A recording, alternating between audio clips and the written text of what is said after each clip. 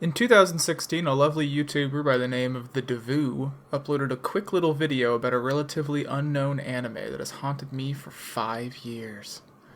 One of the points she makes in it explains a very specific, very simple appeal in the art of world building. Intimate spatial relations. I love things being in relation to other things spatially.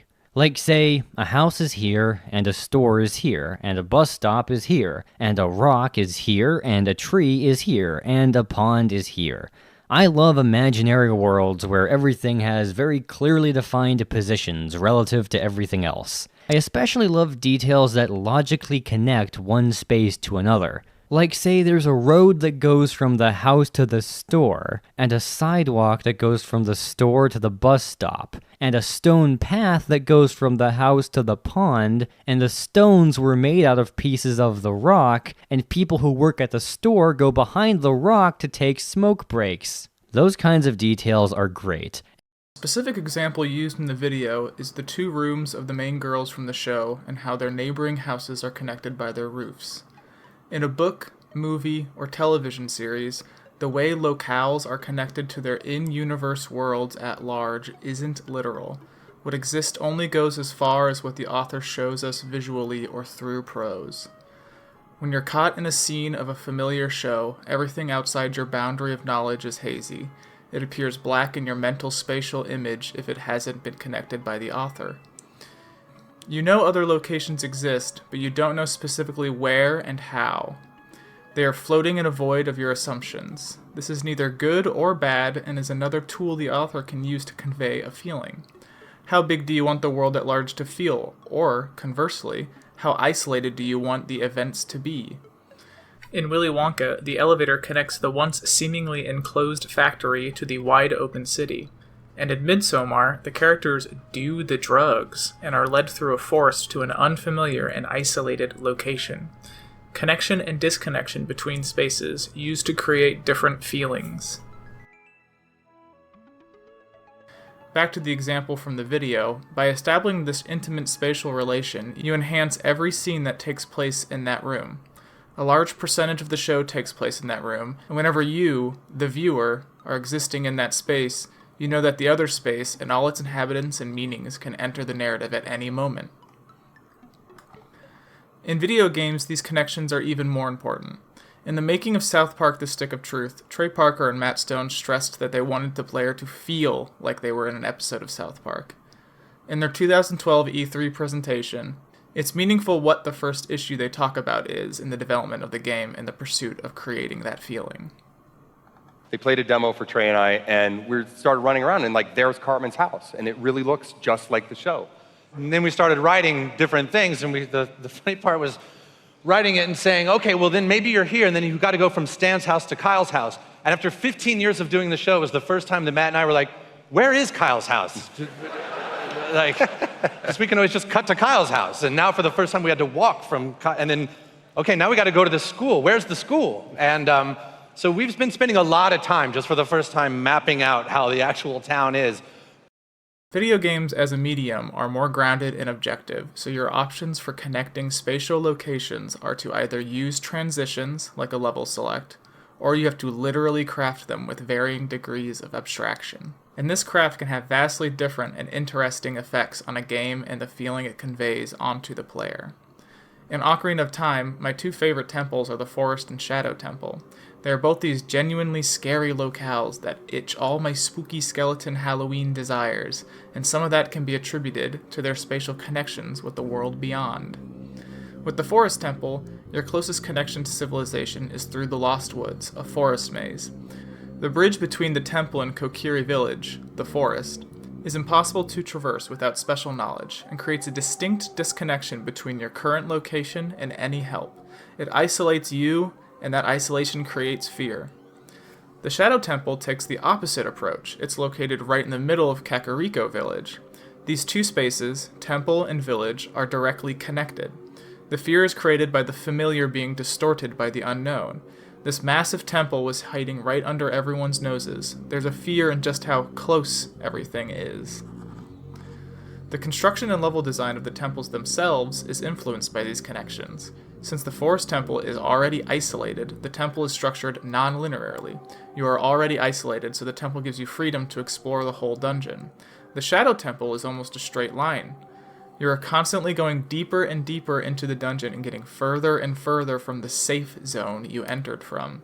It becomes more of a hassle to get back to the entrance the further you get, and once you get on that boat near the end, forget about it. There's no turning back.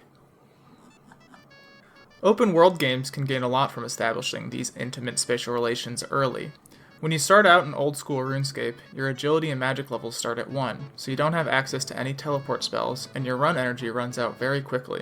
You can go anywhere on the map with few exceptions, but if you want to get from Varrock to the Tree Gnome Village, you've got to walk the whole dang thing. It's inconvenient and tedious, but it serves a very important role in establishing the world as big early. Once you've reached higher levels and have gained access to multiple different teleports, getting around the map becomes as easy as clicking a button, but even still, the world still feels big from your experience in the early game. You're always going to have an understanding of just how dense and big the world is from your experience traversing it at the lower levels. Introductions to a world and how its spaces are connected can have long-lasting effects on the fullness of that world, and no game introduces and builds upon its world better than Paper Mario. The introduction to Paper Mario utilizes intimate spatial relations in different ways to create different feelings. The game starts with Mario and Luigi being invited to Peach's castle for a shindig. It takes up a bit of time and seems pointless, but the game has 2 quick scenes where it literally shows Mario and Luigi walking from their home through Toad Town and into Peach's castle. This establishes a direct connection between Toad Town and Peach's castle. The gates to Peach's castle can be found literally on the north end of Toad Town.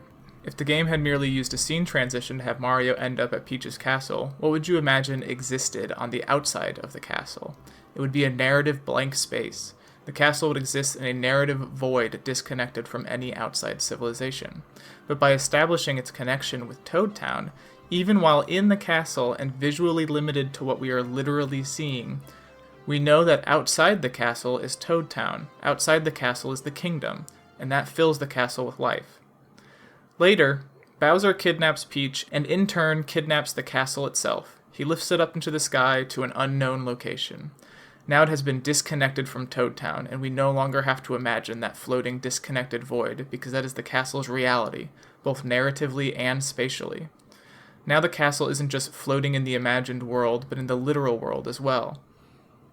This isolation creates an almost antagonistic feeling in the castle, and the life that was once there is completely gone, and that feeling only exists because of the connection that was established earlier with the simple scene of Mario and Luigi walking to the castle. Bowser defeats Mario, and the journey begins in Goomba Village. At this point in the narrative, we know 3 locations: Peach's Castle, Toad Town, and Goomba Village.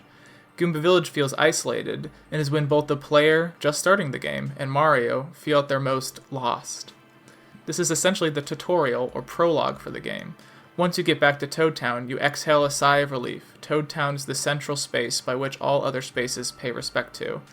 Goomba Village is west of Toad Town. Toad Town is east of Goomba Village. Establishing this connection with Toad Town makes the world at large more alive, knowing that the Goomba Village exists separately, but connected. And now that you've established this connection of locales, you have also connected the tutorial to the main narrative at large, and can truly begin your journey. This all seems pretty basic, and really it is. When creating a game, you have to build these bridges between spaces. You have to literally create the world that is to be played in. But the way these connections are designed, their quality can have mixed results. When you compare the chapters of Paper Mario with its sequel Thousand Year Door, it becomes clear. The Paper Mario games are split up into chapters. Each chapter features a new locale and a MacGuffin to collect. Spatially, each chapter starts in either Toad Town or Rogueport, and connects to the main space the chapter will take place in. Analyzing these connections illustrates how they contribute to how the worlds at large are painted. The more diegetic the connection, the stronger the connections feel. The more connected everything is, the bigger the world feels. Chapter 1, Castle and Dragon, connects Rogueport with Petal Meadows through a pipe in the Rogueport sewers. Chapter 2, The Great Boogly Tree, also connects Rogueport to the Boogly Woods through a pipe in the sewers. Chapter 3 of Glitz and Glory connects Rogueport to Glitzville with an airship. Chapter 4, For Pigs the Bell Tolls, connects Rogueport to Twilight Town through a pipe in the sewers. Chapter 5, The Key to Pirates, connects Rogueport to Keel Hall Key with a shipwreck. Chapter 6, 3 Days of Excess, is kind of a special case. The connection between Rogueport and the Poshley Heights is in itself the level. It's a train in which a kind of murder mystery takes place. This chapter rules. Chapter 7, Mario Shoots the Moon, connects Rogueport to Far Outpost with a pipe in the sewers. And Chapter 8, The Thousand-Year Door, connects Rogueport to the Palace of Shadow with a door in the sewers. A lot of these are essentially a level select. There's no connection between the aesthetic of Rogueport with the aesthetic of the chapters. In turn, this makes the areas explored and the chapters feel completely separated from each other, like traveling to a different planet in a solar system. It feels empty. What does the Boogly Tree mean to the citizens of Twilight Town? If they wanted to travel to Rogueport, would they have to use this pipe? This pipe is reminding me that I'm playing a video game, and I hate being reminded that I'm playing a video game. This disconnection isn't inherently bad. There is an almost Alice in Wonderland feeling that can be created from having these spaces diegetically disconnected in this matter that does work, but when it's overused it starts to lose a lot of the meaning, and it doesn't feel like it serves the greater narrative. Contrast this with the original Paper Mario. Chapter 1, Storming the Koopa Bros Fortress, connects Toad Town with Koopa Village directly. Koopa Village is to the east of Toad Town. You gotta walk there. Chapter 2, The Mystery of Dry Dry Ruins, connects Toad Town to the Dry Dry Deserts with a train station on the southern side of Toad Town. Chapter 3, The Invincible Tubba Blubba, connects Toad Town with Boo's Mansion through a spooky forest on the perimeter of Toad Town. Boo's Mansion, being so far east, is also connected to the Boo Desert Ghost Town directly. When you look at the map, you can see how the aesthetic of Chapter 2's desert is spatially having an effect on Chapter 3's Boo Town. Oh my god, I'm gonna coom. Chapter 4, Trials in the Toy Box, steals a page out of Ocarina of Time's Shadow Temple and puts the Shy Guy toy box right in the middle of the town, hidden away in an otherwise nondescript building. Chapter 5, Hot Hot Times on Lava Lava Island, connects Toad Town to Lava Lava Island with a whale ride from the port. Chapter 6, Dark Days in Flower Fields, non-diegetically connects Toad Town with Flower Fields through a magic door in the Toad Town Gardens. This is peak Alice in Wonderland. Flower Fields is so disconnected from the world at large. The gate is essentially the rabbit hole. Chapter 7, A Star Spirit on Ice, connects Toad Town with Shiver City with a pipe in the sewers. But, when you get deeper in the sewers, the pipes start getting icy and freezing over. That's immersion, baby. And last, Chapter 8, A Star-Powered Showdown, connects Toad Town with Starhaven from a weird space elevator created by the MacGuffins on Star Summit, a locale north of Toad Town. If you can't tell, these are good. They're good, and I love them. With each new location, the world gets bigger and bigger, building on itself and connecting each space like an elaborate puzzle. In turn, the story and adventure itself also gets bigger and bigger. I hope by going through the chapter connections, you can see how well Paper Mario crafted its world. The variety and types of spatial connections and the diegetic nature of the connections. If you compare the overworld maps of Paper Mario and its sequel, you can see how the original game's world is connected and creates a larger world, while Thousand Year Door's locations on the map feel like separate entities. I don't mean to conclude that Thousand Year Door is a bad game. It is a very good game. What I want to bring attention to is how well the original game crafted its world and every detail connecting the spaces with each other. As the Paper Mario games have evolved, the worlds have gotten worse and worse in this regard, a few of them literally having level selects. The games I've talked about here are RPGs. Action RPG, MMORPG, and turn-based RPG. The RP stands for role-playing, and it is my favorite function of the genre. To immerse yourself, like a thespian, and play a role within a video game. We, the gamer, and the game designer, know it's not real, but we pretend it is. When these connections get lazier and more abstract, it's like trying to act with a crummy set. The designer isn't putting enough work into this relationship. It feels minor, but these are the kinds of things that give a game that hard to quantify, and please imagine this with like 50 quotation marks, its soul. I understand the merit given to Thousand Year Door, and I fully endorse it. The improvements to the game's mechanics and the extra side quests are a blast, but there is something in the original game that keeps me coming back and replaying it. In the development of South Park: The Stick of Truth, Trey Parker and Matt Stone spend a lot of time in presentations and interviews talking about how they did not want to make another South Park game unless you could feel like you were in an episode. This immersion was a big deal to them. These South Park games draw a lot of comparison to Paper Mario because of their battle systems, but I think it goes beyond that. The immersion that Trey and Matt wanted for their players is what I first experienced in Paper Mario's world through its connections. The world is crafted so well, it never fails to give me the same feelings of warmth in it that I felt the first time I played it. What Nintendo took for granted, or possibly forgot, is when it comes to world building, sometimes the bridge can be as important as the destination.